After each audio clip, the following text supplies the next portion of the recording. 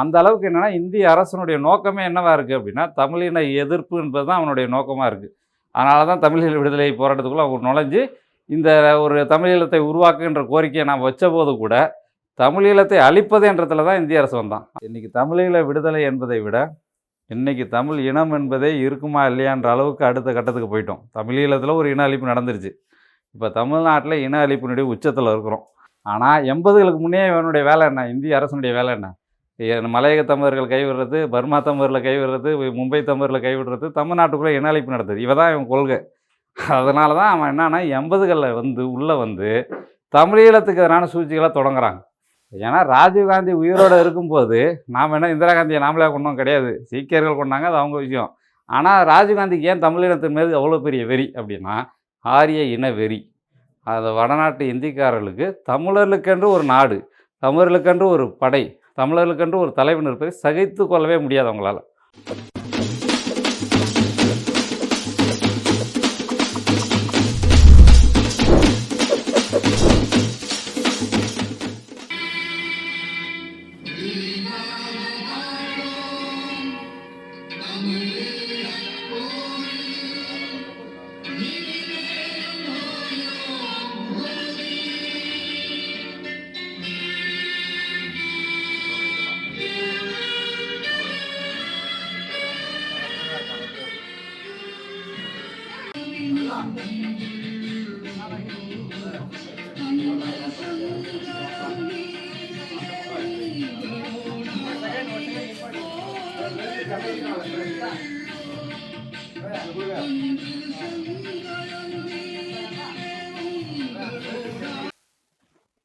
தமிழீழ தேசிய மாவீரர் நாள் நவம்பர் 27. இந்த நாள் மாவீரர் நாளாக 1989 கடைபிடிக்கப்படுகிறது. இந்த நாள் ஏன் தமிழீழ தேசிய தலைவர் அவர்கள் இந்த நாளை தேர்ந்தெடுத்தார் அப்படின்னா 82 தமிழீழ விடுதலை போராட்டம் பெரிய அளவில் போகும்போது விடுதலை புலிகளுக்கான ஒரு அமைப்பு கட்டமைப்புகளை உருவாக்கக்கூடிய அந்த நேரத்தில் சங்கர் என்ற போராளி அவர் தான் முதல் களப்பலியானவர், நேரடியாக இப்போ களத்தில் இறந்தவர். அவர் இறந்த நாளை அந்த நவம்பர் 27ஆம் நாளை ரொம்ப நெருக்கமான ஒரு நாளாக வச்சுருந்துருக்காங்க. 82லேருந்து 89 இவங்க ஒரு கிட்டத்தட்ட இந்திய அமைதிப்படையை மோதிட்டு இருக்கிற அந்த நேரத்தில் ஒரு பெரிய அளவில் பகுதிகளை கைப்பற்றி ஒரு ஆட்சி நடத்தக்கூடிய அளவுக்கு போகும்போது அவங்க புலிகளுக்கான ஒரு தேசிய நாளாக இந்த நாளை அறிவித்து இந்த நாளில் தமிழீழ விடுதலைக்கு யாரெல்லாம் உயிரீகம் செய்தார்களோ அவர்களை நினைவு கூறுவோம் என்று இந்த நவம்பர் 27ஆம் நாளை 89 தான் முதலாக அறிவித்தார்கள். அதன் பிறகு என்னென்னா இந்த மாவீரர் வாரம்னு இந்த வாரம் முழுக்கவே கொண்டாடுவாங்க. தமிழீழத்தில் பல்வேறு இடங்கள் மாவீரர் துயிலும் இல்லம் அப்படின்னு போட்டு தமிழீழ விடுதலை புலிகள் போராட்டத்தில் உயிர் இழுத்தவங்களாம் நிறைய பேர் அங்கே அடக்கம் பண்ணி ஒரு கல்லறை பெரிய அளவில் வச்சுருந்துருக்காங்க. அதில் என்ன ஒரு பெரிய ஆச்சரியம் அப்படின்னா, ஏதோ நாம் தமிழீழ விடுதலைக்கு தமிழீழத்தில் போராடுறோம்னு நினச்சிட்ருக்கோம். அந்த தமிழீழ விடுதலைக்கு போராடிய மாவீரர் இல்லங்களில், அந்த மாவீரர் துயிலும் இல்லங்களில் அதிக அளவில் நிறைய பேர் இருந்தவங்க யாருன்னா நம்ம தமிழ்நாட்டு பசங்க நிறைய பேர் போயிருக்கிறாங்க. நம்ம பேராசிரியர் நெடுஞ்செழியன் இருக்கார்ல, அவருடைய பையன் அதில் போய் மாவீரர் ஆனவர், கள போராட்டத்தில் போய் மாவீரர் ஆனவர். அந்த மாதிரி பல உணர்வாளருடைய பசங்க அங்கே போர் நடக்குது தலைவருக்கு இருக்கும்போது நாங்களாம் அந்த போராட்டத்தில் இப்போ நாமளாம் உணர்வெழுச்சியோடு இருக்கிற மாதிரி அன்றைக்கி 89 87 இருக்கிறவங்களாம் அந்த போராட்டத்தில் போய் நேரடியாக பங்கெடுத்து மாவீரர் ஆனவங்களும் இருக்கிறாங்க. அதனால் தமிழீழ மக்கள் மட்டும் இல்லை, தமிழ்நாட்டு தமிழர்களும் உயிரிழக்கம் செய்து தான் இது மாவீரர் நாள். அதனால் இந்த தமிழீழ விடுதலை என்ற லட்சியத்துக்காக உயிரிழக்கம் செய்த அனைவருக்கும் ஒரு நன்றி தெரிவிக்கக்கூடிய ஒரு வீர வணக்க நாளாகத்தான் இந்த நவம்பர் 27ஆம் நாளை நாம் ஒவ்வொரு ஆண்டும் நினைவு கூறுகிறோம். இங்கே தமிழ் தேசிய பேரியக்கத்தினுடைய சென்னை அலுவலகத்தில் இப்படி நடக்குது. இதுபோல் பல்வேறு இடங்கள் நடத்திக்கிட்டு இருக்கோம். உலகம் முழுக்க தமிழீழ மக்கள் வாழக்கூடிய புலம்பெயர் தேசங்களில் பல நாடுகளில் அங்கே மாவீரர் துயிலும் இல்லங்கள்லாம் வச்சு இப்போ இன்றைக்கி என்ன விஷயம்னா, சிங்கள இனவெறிப்படை ஆக்கிரமித்த பிறகு எல்லா துயிலும் இல்லங்களையும் அடிச்சிட்டான். கிட்டத்தட்ட எங்கேயுமே அந்த இது இல்லை, அந்த அந்த அந்த துயிலும் இல்லம் இருந்த இடம் கூட தெரியாத அளவுக்கு அழிச்சிட்டான். ஒரு பெரிய இன அழிப்பு நடந்ததுக்கான ஒரு தடம் என்னென்னா அந்த துயிலும் இல்லங்களே இல்லாமல் செஞ்சது தான். இப்போ என்னென்னா அந்த உடைஞ்சு போன இடிபாடுகள் இருக்குது பாருங்கள், அதையெல்லாம் சேர்த்து ஒன்றாக்கி அதில் விளக்கேற்றி இன்றைக்கி மக்கள் இப்போ கோப்பாய் போன்ற பல இடங்களில் யாழ்ப்பாணத்தில் இன்றைக்கி இந்த நேரத்தில் நாம் இப்போ பேசக்கூடிய இதே நேரத்தில் சரியாக மாலை 6-7 மணிக்கு தான் அவர் உயிரிகம் செய்கிறார் சங்கர். 6-7 அந்த நேரத்தில் இந்த பாட்டை போடுவாங்க. இப்போ நம்ம போட்டோம்ல இந்த தாயக கனவுடன் உயிரினை தழுவிய சந்தன பேழைகளின் இந்த பாட்டை போட்டு அவங்க எல்லாருமே வந்து அந்த உணர்வீழ்ச்சியாக அந்த மாவீரர்களை வீர வணக்கம் செலுத்தக்கூடிய ஒரு நாளாக இதை கடைபிடிக்கிறாங்க. இந்த நாள் தமிழ்நாட்டில் இன்றைக்கி தமிழர்களுக்கு இந்த நாள் எவ்வளோ மிக முக்கியமானது அப்படின்னா, இன்றைக்கி தமிழீழ விடுதலை என்பதை விட இன்றைக்கி தமிழ் இனம் என்பதே இருக்குமா இல்லையான்ற அளவுக்கு அடுத்த கட்டத்துக்கு போயிட்டோம். தமிழீழத்தில் ஒரு இன அழிப்பு நடந்துருச்சு. இப்போ தமிழ்நாட்டில் இன அழிப்பினுடைய உச்சத்தில் இருக்கிறோம்.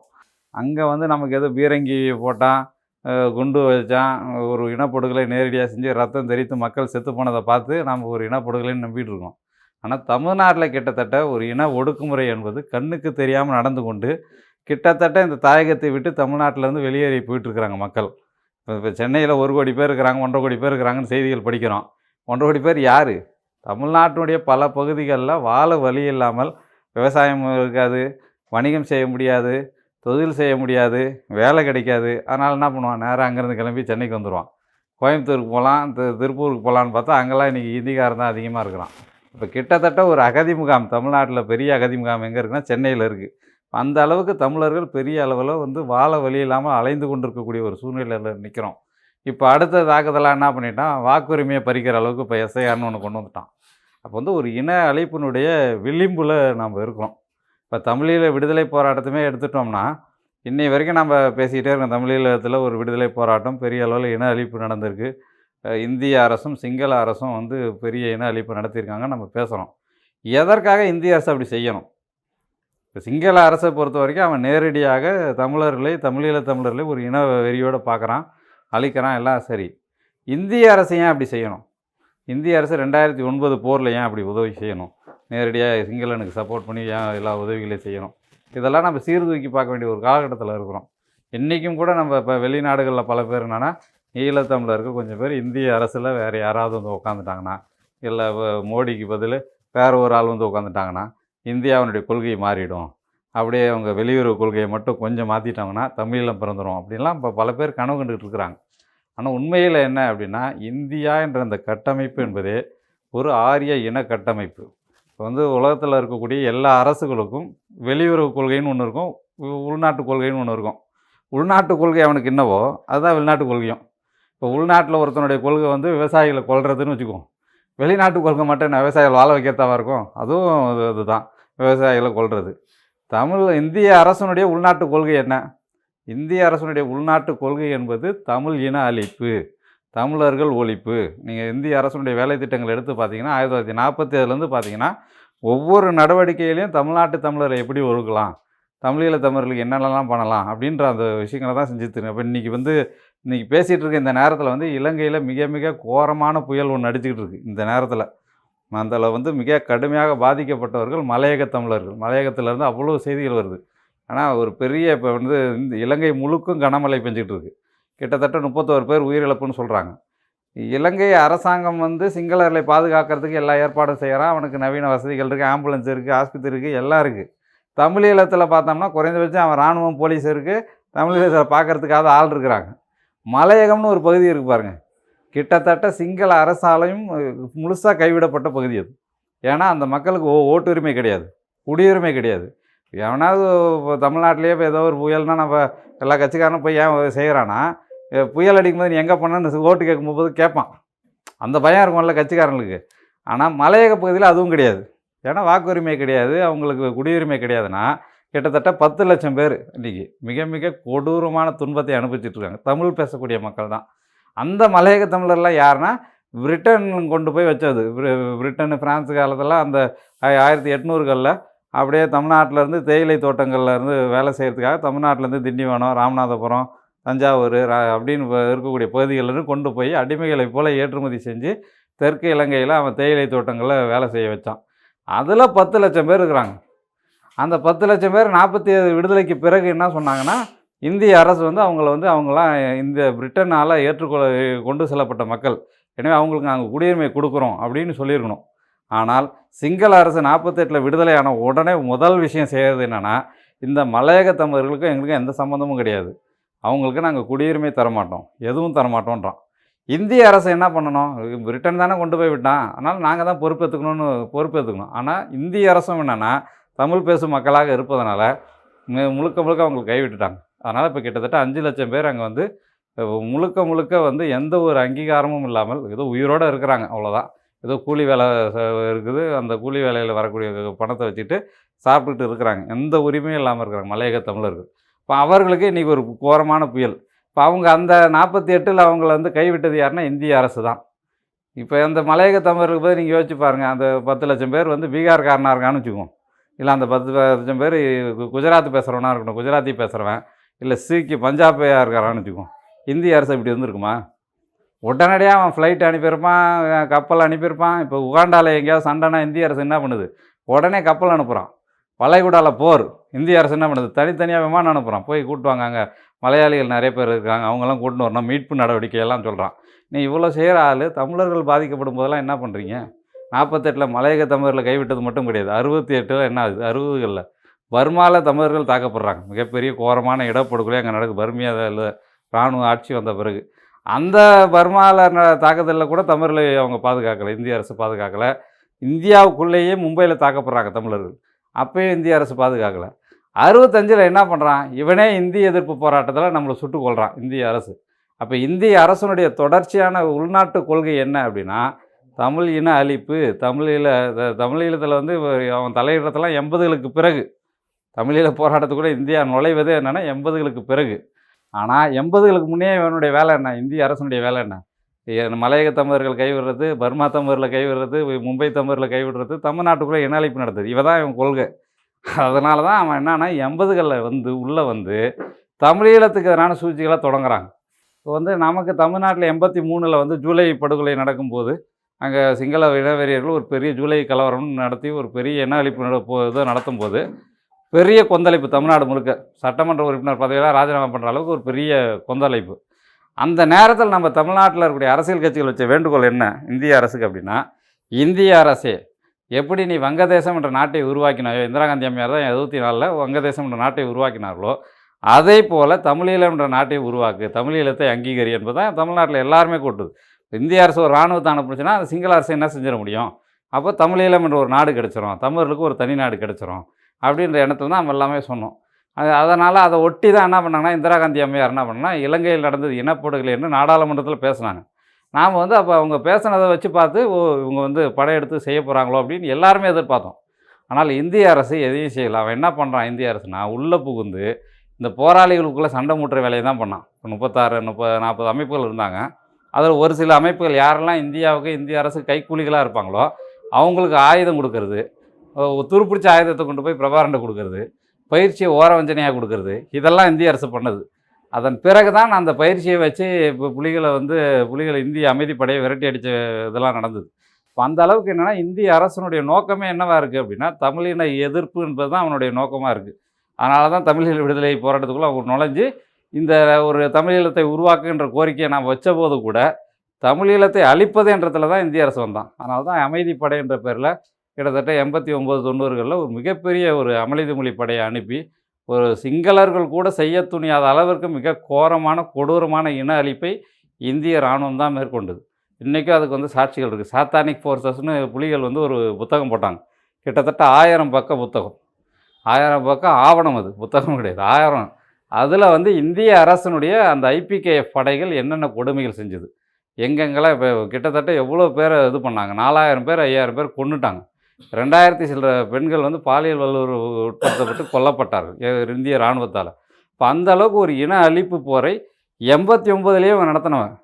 அதனால தான் இப்படி தொடர்ந்து தமிழின அழிப்பிலே இருக்கக்கூடிய இந்திய அரசு 2009 முள்ளிவாய்க்கால் போர்லேயும் வந்து தீவிரமாக பங்கேற்றான். இப்போ நமக்கு என்னன்னா, பழைய ஆளுங்களுக்கு அந்த பழைய வரலாறு தெரியறதில்ல.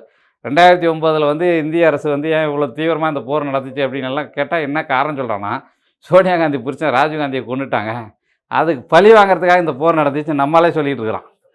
ஏன்னா ராஜீவ்காந்தி உயிரோடு இருக்கும்போது நாம் என்ன இந்திரா காந்தியை நாமளே கொண்டோம் கிடையாது, சீக்கியர்கள் கொண்டாங்க, அது அவங்க விஷயம். ஆனால் ராஜீவ்காந்திக்கு ஏன் தமிழினத்தின் மீது அவ்வளோ பெரிய வெறி அப்படின்னா, ஆரிய இன வெறி. அது வடநாட்டு இந்திக்காரர்களுக்கு தமிழர்களுக்கென்று ஒரு நாடு, தமிழர்களுக்கென்று ஒரு படை, தமிழர்களுக்கென்று ஒரு தலைவன் இருப்பதை சகித்து கொள்ளவே முடியாது அவங்களால. அதனால் வந்து ஒரு சாதாரண இந்திய எதிர்ப்பு போராட்டத்தில் போராடினவங்களாம் யார்? பெரும் தலைவர்கள் கிடையாது, மாணவர்கள். வேறு எங்கேயாவது பார்த்துருக்கீங்களா? இங்கே உலகத்தில் மாணவர்கள் போராட்டமே நடந்தது. அந்த மாணவர் போராட்டத்தை ஒடுக்கிறதுக்கு 65ல் இராணுவத்தை அனுப்பினவங்க இந்திக்காரனுங்க. அப்படி வந்து தமிழர்களுக்குள்ள ஒரு பெரிய எழுச்சி வருவதையே வந்து மிக கடுமையாக எதிர்க்கக்கூடியவர் தான் இந்தியாவில் ஆட்சி அதிகாரத்தில் இருக்கிறாங்க. அந்த ஆட்சி அதிகாரத்தை அவங்க வைத்திருப்பதனால தான் தொடர்ந்து தமிழர்களுக்கு எதிரான எல்லா நடவடிக்கையிலும் ஈடுபடுறாங்க. ஏதோ அங்கே தமிழீழத்தில் 2009 போருக்கு பிறகு மட்டுமே வச்சு பாருங்களேன். 2009க்கு பிறகு 10லேருந்து நாம் என்னென்னலாம் பண்ணுறோம். கூடங்குளம் அணு உலை எதிர்ப்பு போராட்டம் 10, 11, Mullai Periyar, Kaveri, hydrocarbon, methane, இதெல்லாம் இப்போ 2009க்கு பிறகு தானே வந்துகிட்டு இருக்கு. இதெல்லாம் என்ன? இன அழிப்பினுடைய இன்னொரு வடிவங்கள். இப்போ நமக்கு வந்து அந்த மாதிரி பெரிய வளங்கள் தமிழ்நாட்டுக்குள்ளே தமிழ் மண்ணில் ஏன் இருக்குது அப்படின்னா, உலகத்தினுடைய மூத்த மண்ணாக இது இருப்பதனால தான் இந்த மண்ணில் ஏகப்பட்ட கனிம வளங்கள் கிடைக்குது. இப்போ டங்ஸ்டனாக இருக்கட்டும், இல்லை ஹைட்ரோ கார்பனாக இருக்கட்டும், மீத்தேனாக இருக்கட்டும், எப்படி இதெல்லாம் இங்கே கிடைக்குதுன்னா உலகத்தின் மூத்த மண் இது. அதனால் அவ்வளோ வளங்கள் இருக்குது. இதை எடுக்கிறன்ற பேரில் இன அழிப்பு நடத்துவது. நேரடியாக வந்து உங்களை கொல்றேன் அப்படின்னு இராணுவத்தை கொண்டு வந்துலாம் பழைய காலத்தில் பண்ண மாதிரி வர முடியாது. அதனால் என்ன பண்ணுறான், நான் இந்த பொருள் எடுக்கிறேன், மீத்தேன் எடுக்கிறேன், டங்ஸ்டன் எடுக்கிறேன் அப்படின்னா, எடுக்கிறேன்னா என்ன அர்த்தம்? நீ வெளியே போன அர்த்தம். நான் எடுக்க போகிறேன்றதில்ல பொருள். நீ வெளியே போயிடு, இந்த இடத்த விட்டு நீ போயிடு. நீ தமிழ்நாட்டை விட்டு நீ எங்கேயாவது போயிடு. இப்போது தமிழ்நாட்டிலேயே தமிழர்கள் உலகத்தில் எந்த மூலையில் இருந்தாலும் அவர்களுக்கு பாதிப்புனா என்ன பண்ணுவாங்கன்னா, முதல்ல தமிழ்நாடு தான் வருவாங்க. மலேசியாவில் தமிழர்கள் தாக்கப்பட்டார்கள், உடனே ஒரு கப்பல் அனுப்பி கூப்பிட்டு வருவோம். பெங்களூரில் தமிழர்கள் தாக்கப்பட்டார்கள், தமிழ்நாட்டுக்கு கூப்பிட்டு வருவோம். இலங்கையில் தமிழர்கள் தாக்கப்பட்டார்கள், தமிழ்நாட்டுக்கு வருவாங்க. உலகத்தில் எந்த மூலையில் தமிழர்கள் அடித்தாலும் தமிழ்நாட்டில் வந்து அவங்களுக்கு ஒரு அடைக்கலம் கொடுத்து செட்டில் பண்ணுறதுலாம் நடக்குது. இன்றைக்கும் வந்து தமிழ்நாட்டில் எல்லா ஊருக்கும் போனீங்கனாலும் பர்மா காலனின்னு இருக்கும், பார்த்துருக்கீங்களா? ஊருக்கு ஊர் பர்மா காலனின்னு இருக்கும். என்ன பர்மா காலனினா, பர்மாவில் தமிழர்கள் தாக்கப்பட்டு வந்தவங்களுக்கு நாம் இப்போ போட்டது. இப்போ இன்றைக்கி வந்து கூடலூர்லாம் இருக்குல்ல, நம்ம ஊட்டி பக்கத்தில் கூடலூர், அங்கே இருக்கிறதுல என்ன மலையக தமிழர்களுக்கான செட்டில்மெண்ட். மலையக தமிழர்கள் கொஞ்சம் பேர் வந்தாங்கல்ல, அவங்களுக்கு தேயிலை தோட்ட வேலைகள் தான் தெரியும். அதற்காகவே 65, 67, 78 அந்த தேயிலை தோட்டங்களை நம்ம சென்னை நீலகிரியில் உருவாக்கி அவங்களுக்கு வேலை கொடுத்தாங்க. அப்படி தமிழர்களுக்கு பல இடங்கள், அதை வெளியிலேருந்து வரக்கூடிய தமிழர்களுக்கெல்லாம் ஒரு அடைக்கலம் கொடுத்து மறுவாழ்வு கொடுத்த இடம் இந்த தமிழ்நாடு. ஆனால் இந்த தமிழ்நாட்டுக்குள்ளே நாம் தாக்கப்பட்டால், இந்த தமிழ்நாட்டுக்குள்ளே நமக்கு வந்து வாழ்வாதாரம் இல்லாமல் நம்ம விரட்டடிக்கப்பட்டால் எந்த மண்ணுக்கு எங்கே போவோம்? யோசிச்சு பாருங்கள். ஏதாவது ஒரு இடம் இருக்கா? நம்ம வந்து வாங்கன்னு வரவேற்கிறவன் வேணா இருக்கானா? இருக்கிற இடத்தையும் பறித்து கொண்டு விரட்டக்கூடியவன் தான் இருக்கிறான். அண்டை மாநிலத்தில் இருக்கிறவன் இருந்தாலும் சரி, இந்திக்காரனும் இருந்தாலும் சரி, வெளிநாட்டில் இருக்கக்கூடிய பன்னாட்டு நிறுவனங்களாக பெரிய பெரிய முதலாளிய நாடுகளாக இருந்தாலும் சரி, விரட்டுபவனாக தான் இருக்கிறான். அதனால் வந்து ஒரு மிகப்பெரிய ஒரு பாதிப்பில், ஒரு இன அழிப்பினுடைய உச்சத்தில் நம்ம நின்று கொண்டு இருக்கிறோம். இப்போ இந்த வாக்குரிமையை பறிக்கிறேன்னு சொல்கிறான்ல, இந்த எஸ்ஐஆர், அதில் இப்போல்லாம் பறிச்சுட்டானா என்ன பண்ணுவான்? தமிழ்நாட்டுக்குள்ளேயே பார்த்தோம்னா பீகார் எம்எல்ஏ மாரி இங்கே வந்துருப்பான், 10 எம்எல்ஏ வந்துடுவான் பீகார்காரன். அவன் வந்து நான் சொல்ல ஹிந்தி வேணும்னுவான். சட்டமன்றத்தில் தீர்மானம் போடுவாங்க. ஏதோ இதெல்லாம் கற்பனையாக ஏதோ நான் சொல்கிறேன்னு நினைக்க வேணாம். திரிபுராவில் நடந்து கொண்டிருக்குது. திரிபுராவில் அந்த மண்ணின் மக்கள் வந்து கிட்டத்தட்ட 22 விழுக்காடு, 78 விழுக்காடு பார்த்தோம்னா வங்கதேசம் சேர்ந்தவங்க, வங்காளிகள், மேற்கு வங்கத்திலேருந்து போனவங்க, இந்திக்காரன், உத்தரப்பிரதேசத்துக்காரெல்லாம் அங்கே ஆக்கிரமிச்சிட்டான் திரிபுராவில். அந்த மண்ணின் மொழி இருக்கிற திரிபுரி மொழி. அந்த திரிபுரி மொழியில் ஒருத்தர் சட்டமன்றத்தில் போய் பேசணுன்னா அவர் முன் அனுமதி வாங்கணும். ஏன்னா அவரோட மொழி பேசினா இருக்கிற பெரும்பான்மை உறுப்பினருக்கு புரியாது. ஆனால் திரிபுரா மாநிலம், திரிபுரி அதுதான் அவனுடைய தேசிய மொழி. ஆனால் அந்த மொழியில் பேசினா யாருக்கும் புரியாது, பெரும்பான்மையாக இருக்கவனுக்கு அனுமதி வாங்கணும். கிட்டத்தட்ட அப்படி ஒரு இடத்த இந்தியாவுக்குள்ளே எப்படி வச்சுருக்கான் பாருங்கள். நமக்கும் அந்த நிலைமை வரும். நமக்கு சென்னையிலேயே அது வரும், தமிழ்நாட்டிலே வரும். பல இடங்களில் தமிழில் நம்ம பேசலாமான்னு கேட்டுக்கிட்டு பேச வேண்டிய நிலைமை வரும். அந்த அளவுக்கு இப்போ இன்றைக்கி பள்ளிகள்லேயே பார்த்தீங்கன்னா, அரசு பள்ளிகள்லேயே இந்திக்காரங்களாம் வந்துட்டாங்க. பார்த்துருக்கீங்களா? இந்திக்கார பசங்களாம் இருக்காங்களே, வந்துட்டாங்க. பாடம் நடத்துகிற ஆசிரியர்களை ஆங்கிலத்தில் நடத்துகிறாங்க பல இடங்களில். ஏன்னா அவனுக்கு புரிய வைக்கணும். எப்படி தமிழ் நடத்தினா இந்திக்காரனுக்கு எப்படி புரியும்? அவன் பெரும்பான்மையாக இருக்கிறான். இப்போ புலம்பெயர்ந்த தொழிலாளிகள் இருக்கான்றவங்கள அவங்களோட பசங்களை எங்கே படிக்கிறாங்க? இங்கே அவனுக்கு தமிழ் எப்படி சொல்ல புரியும்? அதனால் அவங்களுக்கு ஆங்கிலத்தில் பாடம் நடத்துகிறாங்க, பல பள்ளிகள்லாம் நடத்துகிறாங்க. அப்போ என்னன்னா கிட்டத்தட்ட அவங்க உள்ளே வர மொழி வந்து கிட்டத்தட்ட தமிழ் மொழியினுடைய உரிமைகள் போயிடும். அவங்களுடைய இந்தி மொழியும் ஆங்கில மொழியுமான ஆதிக்கம் வந்துடும். அப்போ கிட்டத்தட்ட வந்து உள்நாட்டுக்குள்ளேயே ஒரு அகதிகளைப் போல் நாம் வாழ வேண்டிய ஒரு நிலைமை வந்துவிடும். அதனால தான் வந்து ஒரு மிகப்பெரிய ஆபத்தினுடைய விளிம்பில் நாம் நின்று கொண்டிருக்கிறோம். இப்போ தமிழீழ தேசிய தலைவரையும் இப்போ மாவீரர்களையும் போட்டுருக்கிறோம் அப்படின்னா, ஏதோ விளையாட்டு மைதானத்துலேருந்து அவங்க நல்லா போராடுறாங்க, நல்ல லட்சியத்தோடு இருக்கிறாங்கன்னு கைத்தட்டிட்டு போகிறது கிடையாது. அந்த அளவிற்கு நாம் ஈகம் செய்ய முடியவில்லை என்றாலும் நம்ம அளவில் சின்ன சின்ன ஈகங்களை செய்ய வேண்டும் என்றதுக்கு உறுதியேற்கிறது தான். நாம் யாரும் சைனைடு குப்பி கட்டிட்டு போய் குண்டு வச்சு யாரையும் கொல்ல சொல்கிறதில்ல, நாம் போய் சாவணும்னு சொல்கிறதில்ல. குறைந்தபட்சம் நம்மால் என்ன தியாகம் செய்யலாம் அப்படின்னா, நேரத்தை தியாகம் செய்து இந்த கருத்துக்களை கொண்டு போய் பேசுறது, இயக்கத்துக்கு புதியவர்களை கொண்டு வர்றது, தமிழ் தேசியத்தை பற்றி மற்றவங்ககிட்ட பேசுகிறதுக்கு நேரம் செலவிடுதல், அதுக்குன்னு படிக்கிறது, அதுக்காக இந்த சில காணொளிகளை பார்க்குறது, இன்னொருத்தர்கிட்ட போய் பேசுவது என்பதே ஒரு மிக முக்கியமான விஷயம். இன்றைக்கி நம்ம செய்கிறதே கிடையாது. நாம் வந்து நிறைய காணொளிகளை பார்க்குறோம், படிக்கிறோம், தெரிஞ்சுக்கிறோம். ஒரு அறிவார்ந்த ஒரு நபராக நம்ம இருக்கிறோமே தவிர, இன்னொரு நபர் நம்ம கூடயே இருப்பான். அவனுக்கு அதெல்லாம் தெரியாமல் இருக்கும். அவனை கூப்பிட்டு உட்கார வச்சு, தம்பி இப்படிலாம் நாட்டில் நடக்குது, நண்பா இப்படியெல்லாம் நடக்குது அப்படின்னு அவங்ககிட்ட நம்ம எப்படி உரையாடுறோம்? அதெல்லாம் ரொம்ப குறைஞ்சி போச்சு. இப்போ இன்றைக்கி வந்து கம்யூனிகேஷனுக்கான எல்லா வகையுமே திறந்து இப்போ ஃபோனில் வந்து பார்த்திங்கன்னா எல்லாருக்கும் வாட்ஸ்அப்பு, டெலகிராமு, ஃபேஸ்புக்கு அது இதுன்னு எல்லாம் இருக்குது. ஆனால் கம்யூனிகேஷன் என்பது குறைஞ்சி போச்சு. மற்றவங்க கூட தொடர்புகள் என்பது குறைஞ்சி போச்சு. தொடர்பு சாதனங்கள் பெருகிடுச்சு. வீட்லேயே எல்லாரு கூடயும் பேசுறது கிடையாது. எல்லாம் மெசேஜ் வாட்ஸ்அப்பில் போட்டால் முடிஞ்சு போச்சு கதை அப்படின்னு நம்புகிறோம். இப்போ இந்த கூட்டத்துக்கே பாருங்கள், முன்னாலாம் ஃபோன் அடித்து 10 பேர்கிட்ட சொல்லுவோம். ஆனால் இப்போ வாட்ஸ்அப்பில் செய்தி போட்டால் செய்தி போட்டாச்சு தொடர்ந்து முடிஞ்சு போச்சு. அப்போ என்னன்னா அந்த உரையாடல் என்பதுக்கான ஒரு இது குறைஞ்சி போச்சு. அதுக்கு நேரம் செலவு பண்ணி பேசணும். பேசி அவர்களை வேறு ஒரு கருத்தில் இருந்தால் கூட சரியான வாதங்களை வச்சு அவங்களுக்கான கேள்விகளுக்கு பதில் சொல்லி தமிழ் தேசியத்தை அவங்களை நெருக்கமாக கொண்டு வருவது, நம்முடைய நிகழ்ச்சிகளுக்கு அழைத்து வருவது, ஒரு போராட்ட களங்களுக்கு வந்து விரிவுபடுத்தி அதை கொண்டு போவது, இதெல்லாம் செய்தால் மட்டும்தான் நமக்கு எதிர்காலம் என்பது மிஞ்சும். இப்போ இது இல்லைன்னா வேறு என்ன வழி இருக்குது? வேறு ஏதாவது ஒரு வழின்னா சிம்பிளாக ஓட்டு போட்டால் சரியாக போயிடுமா அப்படின்னா, 234 தொகுதியில் நாம் ஜெயித்தால் கூட ஒரு புரட்சிகர கட்சி வருது, 234 தொகுதியிலையும் நின்று ஜெயிச்சிருச்சு. அந்த கட்சி என்ன பண்ணிகிட்ருக்கோம்? ஆளுநர்கிட்ட தான் கெஞ்சிக்கிட்டு இருக்கோம். எனக்கு இதை தீர்மானம் போட்டு கொடுங்க, இதில் கையெழுத்து போடுங்க. அதான் நடக்கும். எவ்வளோ பெரிய புரட்சிகர கட்சி வந்தாலும் ஆளுநர் என்ற ஒரு இதை வச்சுக்கிட்டு அவங்க கட்டுப்படுத்திகிட்டு இருக்காங்க இந்திய அரசு. அப்போ இந்திய அரசை எதிர்த்து கேள்வி கேட்கக்கூடிய அளவிற்கு ஒரு மிகப்பெரிய மக்கள் போராட்டத்தை கட்டமைக்கக்கூடிய இடத்துல நாம் இருக்கிறோம். எனவே அதற்கான ஒரு பெருந்திரள் மக்களை ஒன்று சேர்ப்பதற்கான ஒரு தத்துவமாகத்தான் தமிழ் தேசியம் இருக்கிறது. அப்போ அந்த தமிழ் தேசியத்தை முன்னெடுத்து செல்வது தான் இந்த மாவீரர்களுக்கு, இந்த ஈகியருக்கு நாம் செலுத்தக்கூடிய மிக முக்கியமான ஒரு வீர வணக்கம். நம்ம சும்மா பேசுகிறது, கைத்தட்டுறது மட்டும் இல்லை. நம்மளால் என்ன செய்ய முடியும்? நம்ம வந்து தேசிய தலைவர் வந்து இப்படி போனார், அவங்க குடும்பம் இப்படி ஆச்சு, இந்த மாவீரர்கள் இப்படி போனாங்க, சைனடு குப்பி கிடந்த இந்த பெருமைகளை பேசுகிறதில்ல. குறைந்தபட்சம் நாம் என்ன செலவு பண்ணுறோம்? ஒரு நாள் விடுமுறை போடுறோமா? இயக்கத்துக்காக, பொது நிகழ்ச்சிகளுக்காக, ஒரு போராட்டத்துக்காக ஒரு நாள் விடுமுறை போகிறதுக்கு நம்ம எவ்வளோ தயங்குறோம்? நம்ம நண்பர்களை விடுமுறை போட சொல்வதுக்கும் தயங்குறோம். நாம் போகிறது மட்டும் இல்லை, நாம் போய் நம்ம நண்பர்களை நீ லீவ் போட்டு வான்னு உரிமையாக கூப்பிட்றதில்ல. ஆனால் இதுவே வேறு ஏதாவது ஒரு ஊர் சுற்றுறதுக்கு, ஏதாவது ஒரு வெக்கேஷன் போகிறதுக்கு, ஏதாவது படத்துக்கு போகிறதுனா ஒரு உரிமை எடுத்து கூப்பிட்றான். ஒரு போராட்டத்துக்கு வா, இந்த போராட்டத்துக்கு வரலைன்னா நமக்கு ஒன்றும் மிஞ்சாதுன்னு சொல்லி நம்ம அழுத்தத்தோடு கூப்பிடுவது அளவிற்கு உறவை வளர்த்து கொள்ள வேண்டும், நண்பர்களை பெருக்கி கொள்ள வேண்டும். இந்த மாதிரியான விஷயங்களை கவனம் செலுத்தி உழைக்கக்கூடிய அளவிற்கு மன எழுச்சி, ஒரு உற்சாகத்தோடு இதெல்லாம் பேசணும், இப்படி ஆட்களெல்லாம் கூப்பிட்டு வரணும் அப்படின்ற மாதிரி நம்மளை தூண்டிகிட்டே இருக்கணும். இப்போ நம்ம வந்து இந்த மாவீரர்கள்லாம் பார்க்குறோன்னா, இவங்கெல்லாம் அப்படி அந்த காட்டுக்குள்ளே எப்படி இருந்தாங்கன்னு யோசிச்சு பாருங்கள்.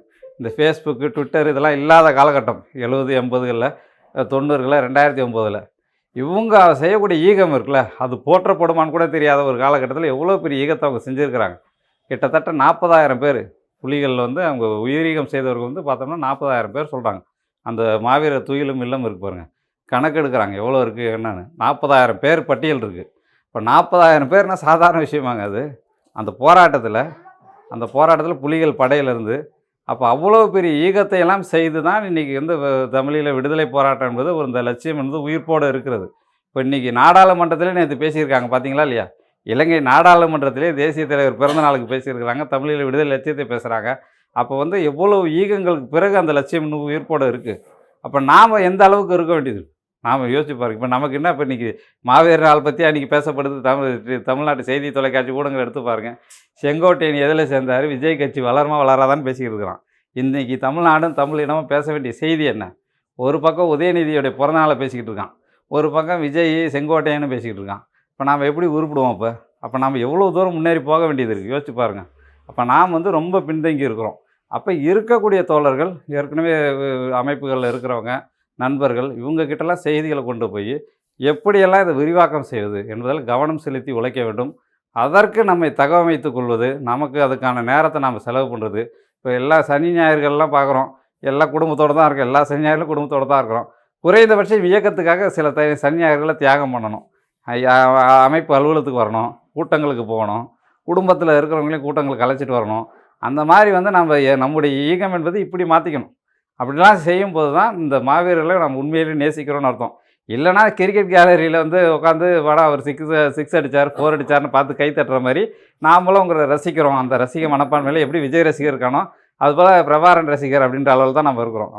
தமிழ்நாட்டில் நாம் வந்து தமிழீழத்துக்கான விடுதலை போராட்டம் மட்டும் இல்லாமல் தமிழ் இனத்தினுடைய இந்த இறையாண்மை மீட்புக்கான போராட்டத்திற்கும் உழைக்க வேண்டும்.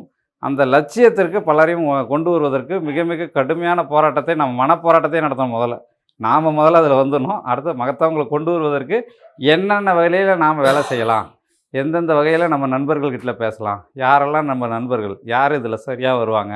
இப்போ சரியாக வராதவங்ககிட்டலாம் ரொம்ப பேசிகிட்டு இருக்க வேண்டியது, சரியாக வரவங்கக்கிட்ட பேசுகிறது, பேசி நம்ம இந்த கருத்துக்கு கொண்டு வருது.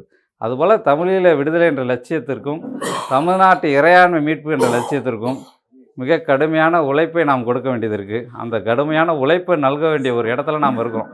அப்படி உழைப்பு நல்கினால் மட்டும்தான் இந்த இனம் என்பது கிட்டத்தட்ட வந்து ஒரு பெரிய அழிவின் விளிம்பில் இருக்கும்னா சும்மா சொல்லலை, உண்மையிலே இருக்கும்.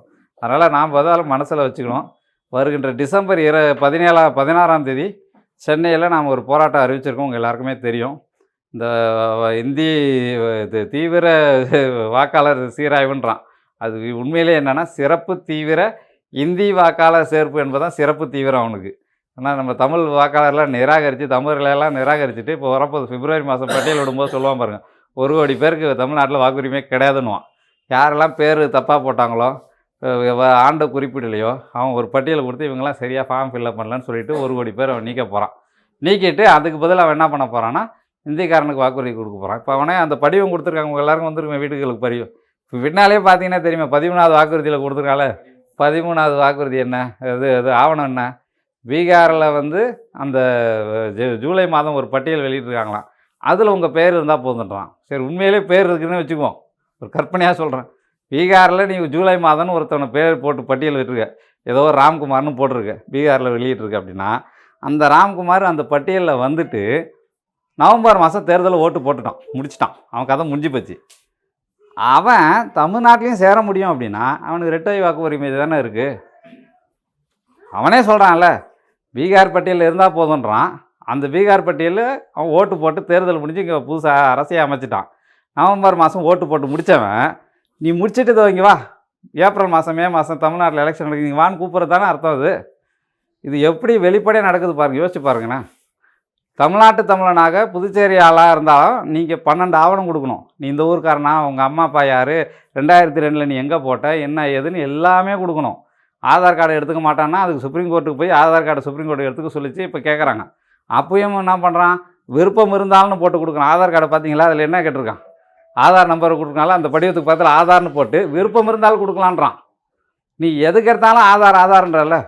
ஒரு சின்ன ஒரு மருத்துவமனைக்கு போனால் கூட ஆதார் கார்டு கேட்குறாங்க. சாதாரண மருத்துவமனைக்கு போனால் கூட, அரசு மருத்துவமனைக்கு போகிறீங்களா, அங்கே ஏதாவது மேல் சிகிச்சைனா ஆதார் கார்டு கேட்குறான், பல இடங்களில் கேட்குறான். அதுபோல் ஒரு அரசு துறை நிறுவனங்களுக்குள்ளே போனாலே ஆதார் கார்டு. இவ்வளோ ஆதார் கார்டு நீ கட்டாயப்படுத்துகிறாலே, தேர்தல்னு வரும்போது மட்டும் என் ஆதார் கார்டை நிராகரிக்கிற. ஏன்னா பல இடங்களில் வந்து அதை வச்சு திருமுழு பண்ணிகிட்டு இருக்கிறாங்க, இந்திக்காரனை சேர்த்துக்கிட்டு இருக்கானுங்க. அப்போ என்னென்னா தெளிவாக இருக்கிறான், இந்திய அரசு வந்து மிக தெளிவாக இருக்கிறான். இந்திய தேர்தல் ஆணையம் எல்லாம் தெளிவாக என்ன பண்ணுறான், தமிழ்நாட்டுக்குள்ளே தமிழர்கள் நமக்கு எந்த காலத்துலையும் பிஜேபி காங்கிரஸ் போன்ற கட்சிகளுக்கு ஓட்டு போட மாட்டாங்க. அதனால் என்ன பண்ணலான்னா, பல லட்சம் ஆளுங்க நம்ம ஆளுங்க ஏற்கனவே உள்ளே இருக்கிறாங்க, 1 கோடி பேர். அவனுக்கு வாக்குரிமை கொடுத்து அவனை தமிழ்நாட்டில் ஒரு வாக்கு வங்கியாக வாக்குரிமை கொடுத்துட்டு ஒரு மக்களாக உருவாக்கிட்டோம்னா பிஜேபி போன்ற கட்சிகளுக்கு இங்கே ஒரு வாக்கு வங்கி வந்துடும்ல. அதுக்கு அவன் திட்டமிடுறான். அதை திட்டமிட்டு தான் இந்த பீகார் வந்து 13வது ஆவணமாக கொடுத்தான். இந்த 13வது ஆவணத்தை பற்றி எந்த கட்சி தமிழ்நாட்டில் பேசியிருக்கு யோசிச்சு பாருங்கள். இப்போ திமுக ஓட்டு போட்டிருக்கான், சுப்ரீம் கோர்ட்டுக்கு போயிருக்கிறான். என்னான்னு போயிருக்கான், மழைக்காலமாக இருக்குது, புயல் அடிக்கும், அதனால் இது வேணாம்.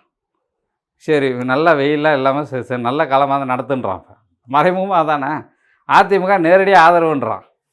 அப்போ தமிழ்நாட்டு திராவிட கட்சிகள் எப்படி இருக்கான்னா, துரோகத்திலே ஊறிப்போன கட்சிகள் கிட்டத்தட்ட பார்த்தோம்னா தமிழ்நாட்டு வந்து இன்னொருத்தவனுக்கு கொடுக்கறதுக்கு தயாராகிட்டான். ஏன்னா இவனுங்க திமுகவும் அதிமுகவும் போட்டி போட்டு கொண்டு தான் 1 கோடி இந்திக்காரனை தமிழ்நாட்டில் நிலைப்படுத்தியவர்கள். இவங்க தான் வந்து ஒரே நாடு ஒரே ரேஷன் திட்டத்தை செயல்படுத்தினதும் இவங்க தான், ரேஷன் கார்டு கொடுத்தது இவங்க தான். தமிழ்நாட்டுக்குள்ளே வரக்கூடிய வெளி மாநிலத்தவருக்கு இப்போ வீடு கட்டிகிட்டு இருக்காங்க. ஸ்ரீபெரும்புத்தூரில் பார்த்தீங்கன்னா பெரிய குடியிருப்பு அப்பார்ட்மெண்ட் கட்டிகிட்டு இருக்காங்க. போன அதிமுக ஆட்சி காலத்தில் அறிவிக்கப்பட்டது. அப்போ என்னென்னா அடிமை பிஜேபி அரசு, அதிமுக அரசு வந்து அப்படின்னு சொல்லிட்டு இருந்தாங்க. இப்போ திமுக அரசு என்ன பண்ணுது, பிடிஆர் வந்து அறிவித்தார், அந்த திட்டத்தை நாங்கள் கண்டினியூ பண்ண போகிறோம். 2000 கோடி செலவில் ஒரு குடியிருப்பு கட்டுறோம். யாருக்கு, இந்திக்காரங்க வந்து தங்கறதுக்கு. இப்போ தமிழரில் எங்கேயாவது ஒரு இடத்துல கொளுத்து வேலைக்கு போனால் எவனா வீடு இந்த தகர கொட்டா போட்டு கொடுப்பானா யோசிச்சு பாருங்கள். ஏதாவது ஒரு மாநிலத்தில் தகர கொட்டையாவது போட்டு கொடுப்பானா? நம்மால் பிளாட்பாரத்தில் இருப்பான். எங்கேயாவது பிளாட்பாரத்தில் டெல்லியில் சாவறான்னு பார்த்தா தமிழ்நாட்டிலேருந்து போயிருக்கான். திருவள்ளூர் மாவட்டத்து கூலி தொழிலாளி அங்கே போய் டெல்லியில் பிளாட்ஃபார்மில் செத்துக்கிட்டு இருப்பான். ஆனால் தமிழ்நாட்டில் பார்த்தா அவங்களுக்கு பெரிய பெரிய இதை வந்து திராவிட கட்சிக்காரங்க கட்டி கொடுத்துட்டு இருக்காங்க. இப்போ அந்த அளவுக்கு துரோகம் செய்து தமிழ்நாட்டை காட்டி கொடுத்து பழக்கி போன இந்த திராவிட கட்சிகள் இந்த எஸ்ஐஆர் விஷயத்துலையும் துரோகம் பண்ணுறாங்க. அது நல்லா தெரியுது. இதை எதிர்த்து பேசக்கூடிய ஒரு மிகப்பெரிய அமைப்புகள் இங்கே இல்லை. இப்போ வந்து நாம் தமிழர் கட்சி, வாழ்வுரிமை கட்சியெல்லாம் இப்போ பேசுகிறாங்கன்னா அவங்க வந்து ஒரு தமிழ் தேசிய அளவில் மக்கள்கிட்ட பேசிகிட்டு இருக்கிறாங்க, அவ்வளோதான். ஆனால் ஒரு பொது வெகுஜன மக்கள்கிட்ட அதை கொண்டு போய் சேர்க்கக்கூடிய அளவிற்கு மிகப்பெரிய போராட்டங்கள் இந்த பீகார் ஆவணத்தை வச்சு, வெளி மாநிலத்தவர் திணிப்பை வச்சு, இந்த எஸ்ஐஆரை வச்சு நடந்துதான்னு பார்த்தா கிடையாது.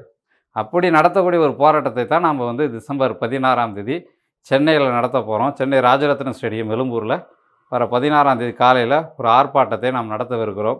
அந்த ஆர்ப்பாட்டத்துக்கு நம்ம பெருந்திரளான தோழர்கள் வரணும். இப்போ வந்து நம்ம வந்து ஆர்ப்பாட்டத்துக்கு வரணுன்றதை விட நாம் தான் ஏற்பாடு செய்து பெருந்திரளாக மக்களை அழைத்து வரணும். நாம் வந்து அன்றைக்கி வந்துட்டு போகிறதுல நம்ம வேலை. நாம் ஒவ்வொருத்தரும் குறைந்தபட்சம் அந்த துண்டறிக்கையை கொண்டு போய் கொடுத்து ஒவ்வொரு நபரும் 10 பேரையாவது அழைச்சிட்டு வரோம். இந்த விஷயத்தை தெரிஞ்சிருக்கக்கூடிய மக்கள் அவங்க வாக்காளர் இப்போ அவங்க அந்த படிவத்தை பார்த்தாலே அவங்களுக்கு கொதிப்பு வரும். ஏன்டா இந்த பீகார் பட்டியல் வந்து இதில் கேட்குறீங்கன்னு கோவம் வரும். யாரெல்லாம் கோவப்படுறாங்களோ அவங்களாம் நம்ம ஆள் கூப்பிட்டு வந்துருங்க ஆர்ப்பாட்டத்துக்கு. அப்படியே நாம் கடுமையான உழைப்பை நல்கி ஒரு ஆர்ப்பாட்டத்தெல்லாம் நடத்தி அப்படிலாம் ஒரு செய்தியை மக்கள்கிட்ட செய்தியை வெளியே கொண்டு போனால் மட்டும்தான் குறைந்தபட்சமாவது ஏதாவது ஒரு சலனம் இருக்கும். இப்போ இதுவும் இல்லைன்னு வச்சுக்கோங்க, என்ன இருக்குன்னு யோசிச்சு பாருங்கள். இந்த விஷயத்தையே யாரும் பேச மாட்டாங்கல்ல. இப்படி பீகார்காரனை சேர்க்குறான்ற விஷயத்தையே யாரும் பேசுறதுக்கு ஆள் கிடையாது இன்றைக்கி. அப்போ வந்து ஒரு அநீதி நடக்குது கண்ணு முன்னால். எல்லாருக்கும் இந்த 6.5 கோடி பேருக்கு இந்த படிவம் கொடுத்துட்டோன்றான். 6.5 கோடி பேரும் படிச்சிருக்காங்க. அந்த பின்பக்கத்தில் பீகார்காரனை வந்து ஆவணமாக சேர்க்குறான்றத 6.5 கோடி பேரும் படிச்சிருக்கானுங்க. அந்த 6.5 கோடி பேரில் எவ்வளோ பேர் வீதிக்கு வந்திருக்கிறான்? எவ்வளோ பேர், எவ்வளோ அமைப்புகள் அதை பற்றி பேசிக்கிட்டு இருக்கிறாங்க? யாருமே கிடையாது. ஏன்னா புலம்பெயர்ந்த தொழிலாளிகளாக வந்தால் நல்லதுன்னு நினைக்கக்கூடிய அந்த பாட்டாளி வர்க்க சர்வதேசிய. அப்போ நாம் வந்து தமிழ் தேசியர்கள் மட்டும்தான் இது வந்து தமிழினத்தினுடைய தாயகம். இந்த தாயகத்துக்குள்ளே தமிழர்களை நிலைப்படுத்தக்கூடிய அளவுக்கு தான் வேலையை செய்யணுமே தவிர வெளி மாநிலத்திற்கு நம்ம இன்னர் லைன் பெர்மிட் கொடுத்து அவங்கள கட்டுப்படுத்தணுன்ற எண்ணம் நமக்கு தான் இருக்குது, வேறு யாருக்கும் கிடையாது. எனவே நான் மட்டும்தான் இந்த திசையில் சரியாக இந்த போராட்டத்தையும் முன்னெடுக்க முடியும். இப்போ அதற்கான ஒரு ஒரு ஒரு உறுதியேற்பாக தான் இந்த நிகழ்ச்சியை நாம் நடத்தியிருக்கிறோம். அதனால் தமிழீழ விடுதலை என்ற அந்த லட்சியத்திற்கு உயிர்நீத்த இந்த மாவீரர்களுக்கு வீர வணக்கம் செலுத்தக்கூடிய இதே நேரத்தில் தமிழ்நாட்டு தாயகத்தை, தமிழ் இனத்தை பாதுகாப்பதற்கான போராட்டங்களில் நாம் இன்னும் ஊக்கமாக செயல்பட வேண்டும். அதற்கான கள போராட்டங்களில் மக்களை அழைத்து வருவதற்கு உறுதியேற்க வேண்டும் என்று சொல்லி இந்த வாய்ப்புக்கு நன்றி கூறி விடைபெறுகிறேன். நன்றி, வணக்கம். இவ்வாறான பல செய்திகளை, பல சிக்கல்களுக்கு விடை கிடைக்கக்கூடிய செய்திகளை தமிழர் கண்ணோட்டம் வலையொலியில் வெளிப்படுத்தி வருகிறோம். இது தற்சார்பாக செயல்படுவதற்கு நிதி தேவைப்படுகிறது. இந்த நிதியை நம்முடைய மக்களாகிய நீங்கள் தான், இளையோரும் பெரியோரும் நண்பர்களும் தோழர்களும் சான்றோரும் நீங்கள் உங்களால் இயன்ற அளவு என்ன இயலுமோ அந்த நிதியை வழங்குமாறு அன்போடும் உரிமையோடும் கேட்டுக்கொள்கிறேன். உங்களுக்கு நன்றி உணர்வோடும் பொறுப்புணர்வோடும் தமிழர் கண்ணோட்டம் செயல்படும் என்பதை உறுதி தெரிவித்துக் கொள்கிறேன். நன்றி, வணக்கம்.